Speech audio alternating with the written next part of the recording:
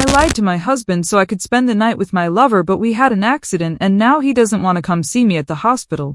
Can't he see I'm suffering? I'm lying here staring at the ceiling because this cervical collar makes it impossible to even turn my head, and all I can smell is that nauseating hospital iodine. The monitors are beeping rhythmically, a constant reminder of the trauma my body has just endured, but my phone is dead, silent. It is incredibly isolating to be trapped in a room where the only company you have is the mechanical hum of medical equipment and the occasional squeak of a nurse's shoes. I shouldn't have to be alone right now, especially not after what I've been through. Any decent person would understand that physical pain takes precedence over emotional grudges, but apparently my husband lacks that basic level of empathy. He's acting as if I am the one who chose to be in a car accident, as if I purposely scheduled a collision just to ruin his week. Yes, I was with Julian, and I suppose some people would get hung up on that detail, but it's completely beside the point. I told Mark I was at a work retreat because I needed a moment of peace, a break from the suffocating routine of our domestic life. It wasn't some grand conspiracy to hurt him. It was a small, necessary evasion for my own mental well-being. Julian is a kind soul who actually listens to me, and we were simply heading to a hotel to have a civilized evening away from the world. We were driving, talking, and enjoying the atmosphere when another car suddenly became an obstacle we couldn't avoid. We had a collision on the way to the hotel, a violent jolt that changed everything in a split second, and now Julian is 2 rooms down with a broken leg while I'm stuck here in this cage of a brace. The accident itself was a terrifying ordeal that should have triggered any husband's protective instincts immediately.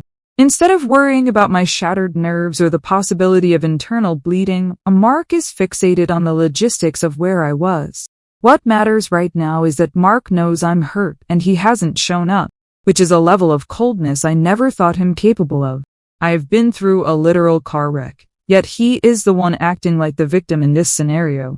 I called him 6 times from the emergency room, my hands shaking and my voice cracking with legitimate fear. He picked up once. I told him I was in pain, and he just hung up without asking a single follow-up question about my diagnosis. It is incredibly selfish of him to hold a grudge over a little slip-up when his wife is literally in a hospital bed.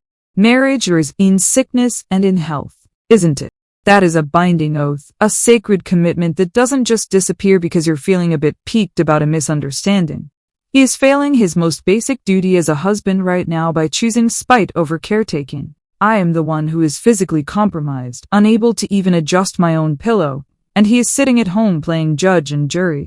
It's a complete lack of perspective that makes me question who he really is, deep down. Every time a nurse walks in, I hope it's a message or a notification that he's in the lobby, but it's always just another round of vitals. The hospital staff looks at me with pity, and I can tell they're wondering where my family is, which is just another layer of humiliation Mark is forcing me to endure. He is effectively broadcasting our private issues to the entire medical ward by his absence. It's a form of public shaming that I certainly didn't earn, regardless of how I spent my Tuesday night. I am in a cervical collar, for heaven's sake. The least he could do is bring me some decent water and a charger. The reality of the situation is that I am suffering, and his silence is a deliberate attempt to increase that suffering.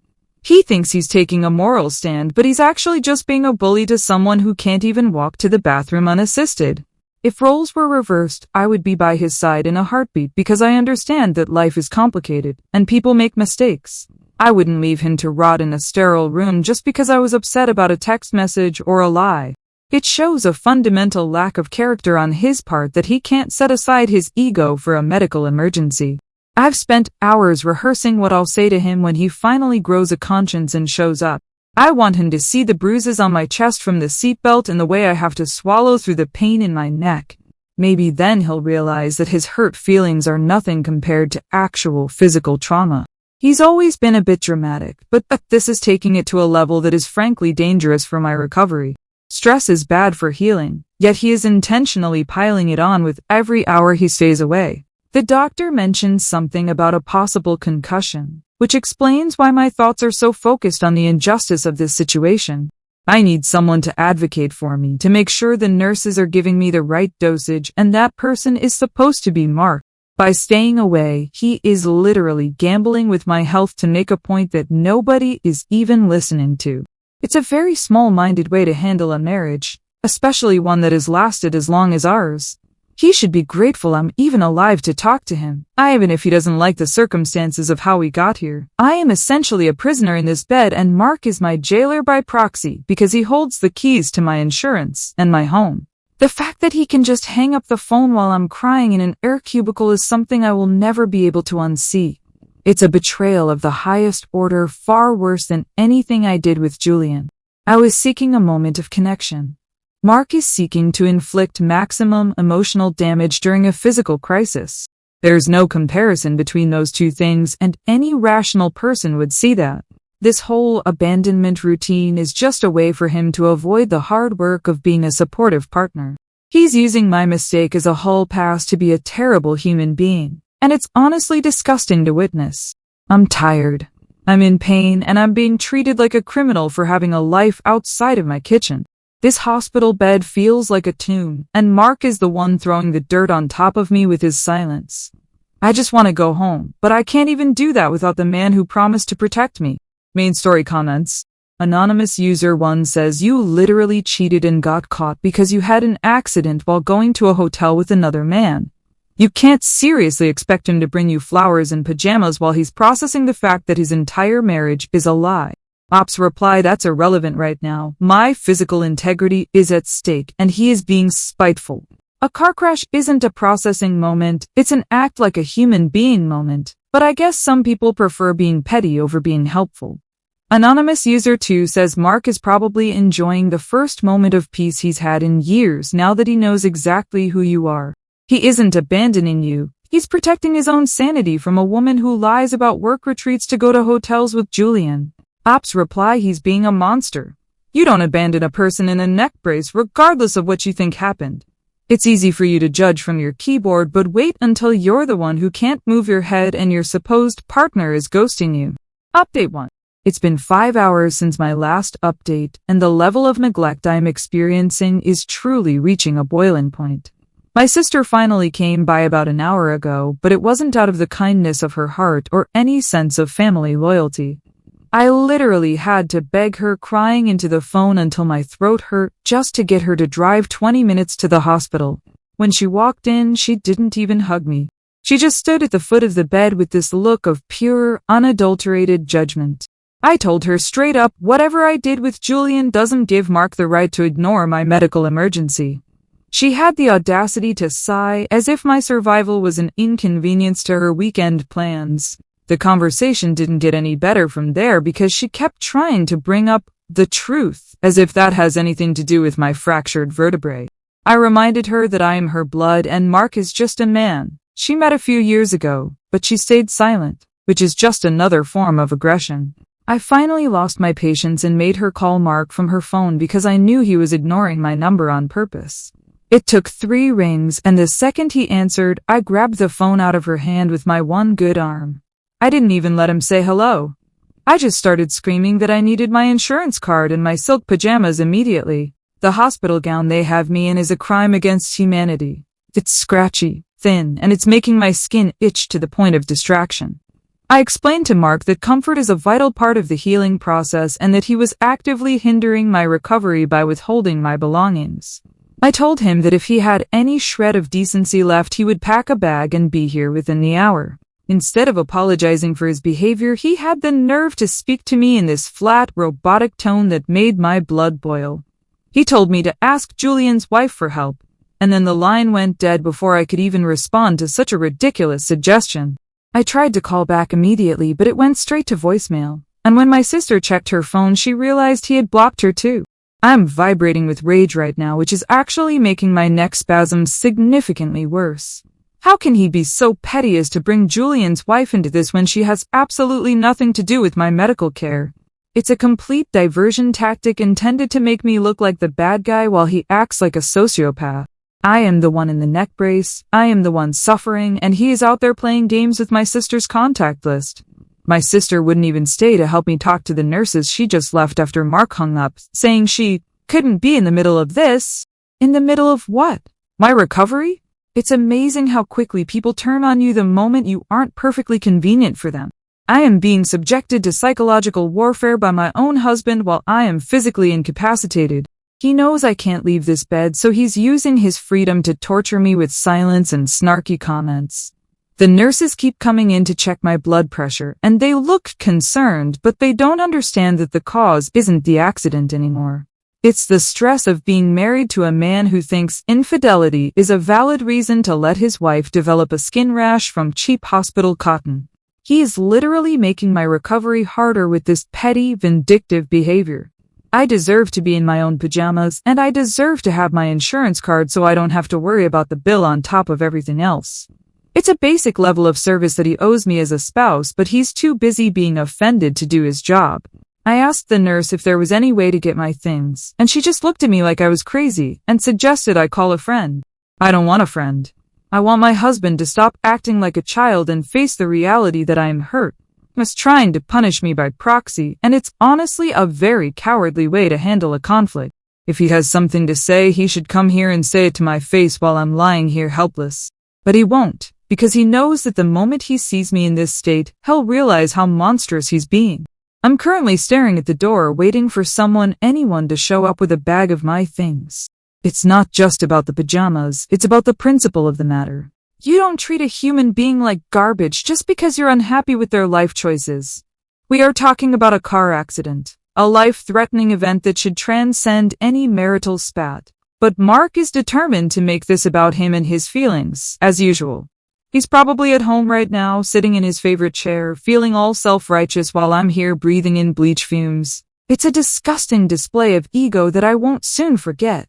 He thinks he's winning some kind of moral battle, but all he's doing is proving that he's not the man I thought he was. A real man protects his wife, even when he's mad at her. Mark is just a small, bitter person who found an excuse to be cruel.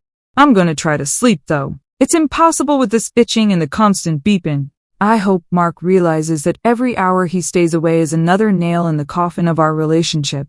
He is the one choosing to end things by being so heartless during my hour of need. I didn't ask for the accident, but he is certainly asking for a divorce with this behavior. I'm the victim of a crash and a cold-hearted husband, and I don't know which one hurts more. Update 1 comments. Anonymous user 1 says you're worried about silk pajamas while you're a cheater who just got caught. Your husband just found out you're having an affair and you're screaming at him for insurance cards. You are delusional. Ops reply comfort is part of healing, something Mark clearly doesn't care about because he's a narcissist. If I'm delusional for wanting to not have a rash while I recover from a trauma, then I guess the whole medical profession is wrong too. Anonymous user 2 says he mentioned Julian's wife. Oh, you're toast. That means he's already talked to her and they both know everything. Mark isn't petty. He's done with your lies. Ops reply he's just trying to deflect his own cruelty by bringing up other people to distract from his neglect. It's a classic manipulation tactic to make me look like the problem when he's the one refusing to bring me basic necessities. Update 2. It's been 14 hours since my last update and the night was a descent into pure, unadulterated hell. I spent the whole night crying, which I wouldn't recommend to my worst enemy because every sob sends a jolt of lightning through my neck. The cervical collar is designed to keep you still, but it doesn't account for the emotional wreckage of being abandoned by the person who is supposed to love you most. I decided that since I am blocked on all verbal platforms, I would send Mark a long, detailed email to remind him of reality. I spent 3 hours typing it with one finger, my vision blurring with tears the entire time. I reminded him in very clear terms of our wedding vows and what they actually mean in a crisis. I pointed out that for better or for worse wasn't a suggestion. It was a contractual and moral obligation that he's currently violating.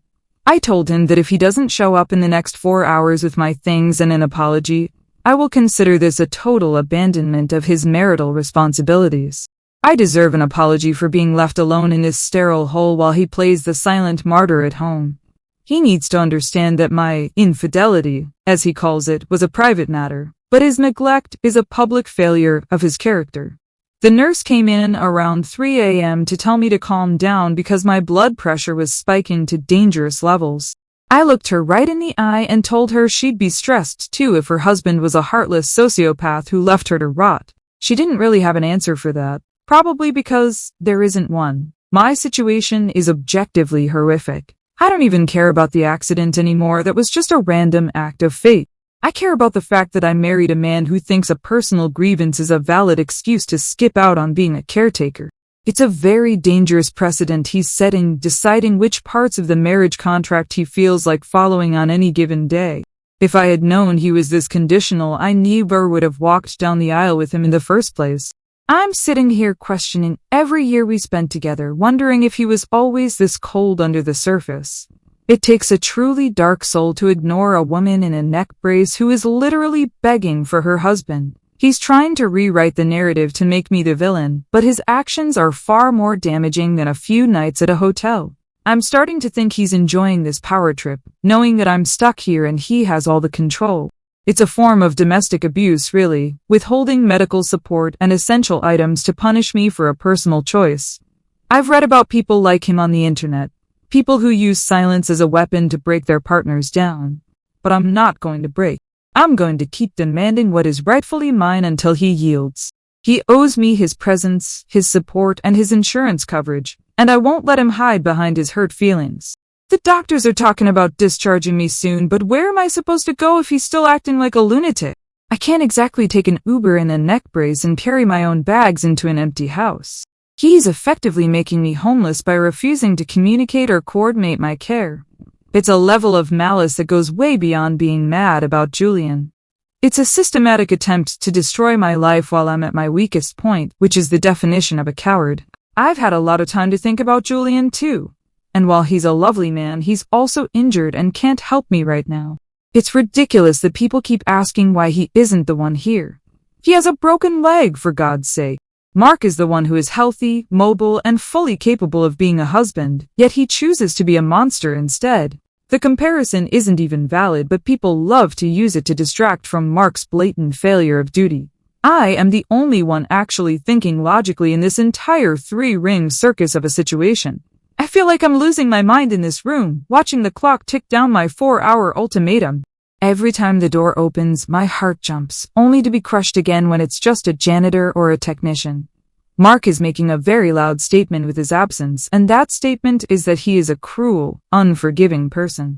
I don't care how many work retreats I took, nobody deserves to be treated like an unwanted stray at a municipal clinic. I am a human being with rights and needs, and he is ignoring both. If he thinks this is going to make me crawl back and beg for forgiveness, he has another thing coming. This behavior only proves that I was right to seek comfort elsewhere, because clearly Mark isn't capable of providing it. He's proving my point with every minute he stays away, and I hope he's proud of himself. He's winning the battle of who can be the meanest, but he's losing the war for our marriage. And honestly, at this point, I'm not sure the prize is even worth it for him. I'm going to ask the nurse for more pain meds because the mental anguish is becoming physical. I hope Mark reads that email and feels a pang of guilt, though I doubt he has the capacity for it. He's too busy being the wronged husband to see that his wife is breaking in real time. This isn't a game, and it isn't a lesson. It's my life, and he's treating it like a chore. He's decided to quit. I'll never forgive him for this, never. Update 2 comments. Anonymous user 1 says you broke the faithful part of the vows. First, Elena, you can't quote the contract when you already set it on fire.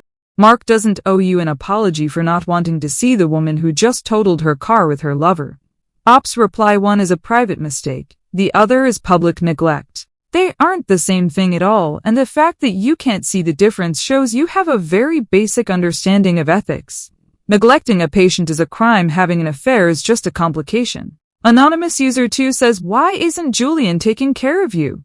If he's the one you wanted to be with, call him. Oh wait, he's probably hiding from his own wife right now. Ops reply, he's also injured. Use your brain. He literally has a broken leg and is 2 rooms away. He can't exactly push a wheelchair over here. Mark is the one who is healthy and choosing to be mean, which is the only relevant fact here. Update 3.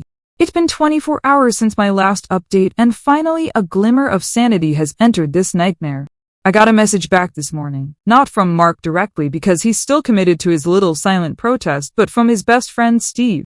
The message was short and clipped, just saying that Mark is on his way to the hospital. Finally! I knew he couldn't maintain that level of cruelty forever without his conscience eventually catching up to him. He probably realized how absolutely pathetic he looks to our friends and family by leaving his injured wife to fend for herself. I've spent the last 2 hours making the nurses help me fix my hair as much as they possibly can around this wretched brace. I want him to see exactly how much I've been crying and how much weight I've probably lost from the stress of his abandonment. I need him to see the physical toll his punishment has taken on me so he can feel the full weight of his guilt the moment he walks through that door. I even put on a little lip balm so I don't look completely ghostly. Though I'm keeping the distressed victim vibe front and center, I have standards for how I present myself, unlike Mark's behavior lately. Earlier this morning, before the news of Mark's arrival, I had the staff wheel Julian's bed into the hallway for a moment. I needed to see him, but mostly I needed to yell at him for being such a reckless, incompetent driver. If he hadn't been so distracted, we wouldn't even be in this mess and I wouldn't be stuck in a neck brace while my husband has a midlife crisis. The hospital staff actually stopped me and wheeled him back in before I could finish, which is just another example of everyone trying to silence me. Julian just looked at me with this pathetic expression, but he's the reason my life is currently in shambles. I need Mark here to handle all this annoying paperwork and to figure out how I'm getting home. I've decided that I might actually forgive him for his disgusting absence if he brings me a proper meal, something not from a plastic tray, and takes me home in a premium Uber. I shouldn't have to ride in some cramped sedan after what my spine has been through. I expect him to be on his best behavior, ready to make amends for the psychological torture he put me through over the last day. I'm willing to be the bigger person and let the Julian incident go if he shows proper remorse for leaving me here. The nurses seem a bit more attentive now that they know a family member is coming, which just proves my point about the status of being a married woman. People treat you differently when they think you're alone, and Mark's absence was a direct insult to my social standing in his hospital. I can't wait to see the look on his face when he sees the reality of the damage. He's probably been imagining me just sitting here, but I am truly suffering, and he needs to witness that firsthand. It's the only way he'll understand the scale of his failure. I've rehearsed my opening line. I hope you're satisfied with the damage you've caused. It's short, punchy, and puts the blame exactly where it belongs on his reaction, not my actions. He's the one who turned a car accident into a marital war, and he needs to take ownership of that. I'm tired of being the one who has to explain things. It's time for him to do the explaining. Why did he think it was okay to block my sister? Why did he hang up on me when I was in pain? I'm feeling a bit more like myself now that I know I'm not being left to rot. It's amazing how much better you feel when you know you're finally getting the attention you deserve. I've instructed the nurse to make sure the room is tidy for when he arrives. I want everything to look professional so he can see that I haven't lost my dignity, even if he tried his best to take it.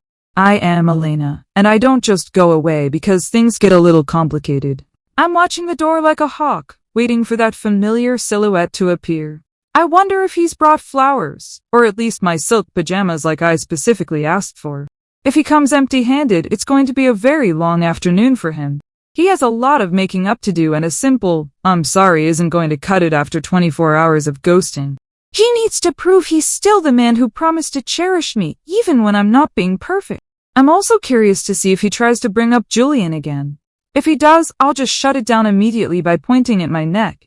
You can't argue with a medical device. It's the ultimate trump card in any debate.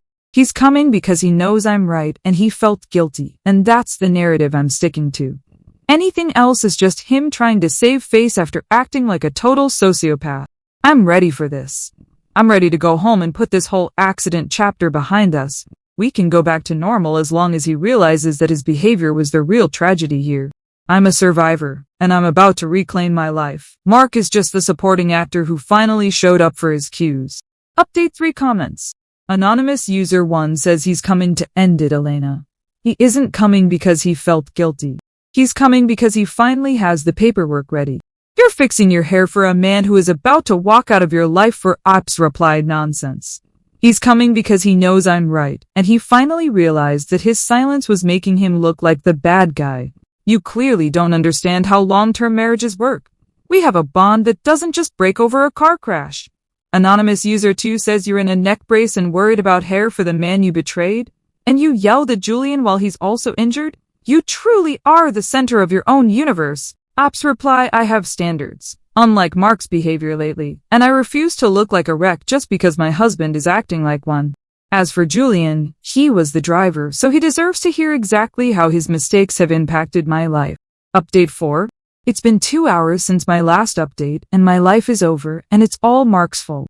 He showed up all right, but it wasn't the reunion I had so carefully planned. He walked into my room with a calm, vacant expression that was honestly more insulting than if he had come in screaming. I started to go off on him immediately, telling him how long I had waited and how much pain his silence had caused me. I was right in the middle of explaining why he owed me a massive apology when he just held up a hand to stop me. He didn't even let me finish my sentence, showing a complete lack of respect for my voice. He didn't bring flowers, he didn't bring my silk pajamas, and he didn't even bring a bottle of water. Instead, he brought a man in a cheap suit who turned out to be a professional courier. Right there in front of the nurses who were coming in to check my IV, and with Julian being wheeled past for an X-ray in the hallway, he served me with divorce papers. He didn't say a single word of comfort or ask how my neck was feeling. He just stood there like a statue while the courier handed me the envelope that effectively shattered my entire existence. Then, as if that wasn't enough humiliation, he dropped a heavy black trash bag onto my hospital bed.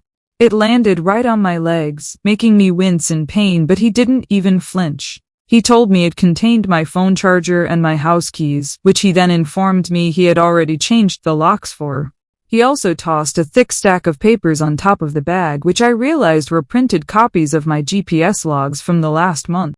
He'd been tracking me the whole time, which is such a gross violation of my privacy that I can't even find the words for it. He didn't engage with my protests or my tears. He just looked past me at Julian, who was watching from the hallway with a look of pure terror.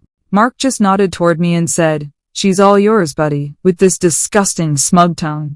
Then he just turned around and walked out of the room without looking back once. He left me sitting there with a bag of my own junk and a legal document that says I'm no longer his wife. He didn't even give me a chance to explain the GPS logs or the work retreats. Now I'm stuck in this hospital with no home to go to, no husband to take care of me, and no dignity left. Julian is currently in his room crying because apparently his own wife saw Mark in the lobby and she decided to leave him too. So now Julian is useless to me, and Mark has completely abandoned his legal and moral duties to his wife. I'm the victim here, no matter what those papers say. I am the one who is hurt. I am the one who is alone, and everyone is just leaving me behind because they're too weak to handle a little complexity. I tried to call Mark the second he left, but the number is disconnected or I'm permanently blocked. I have no access to my own house, my own clothes, or my own life. He has effectively stolen my security while I am physically unable to fight back.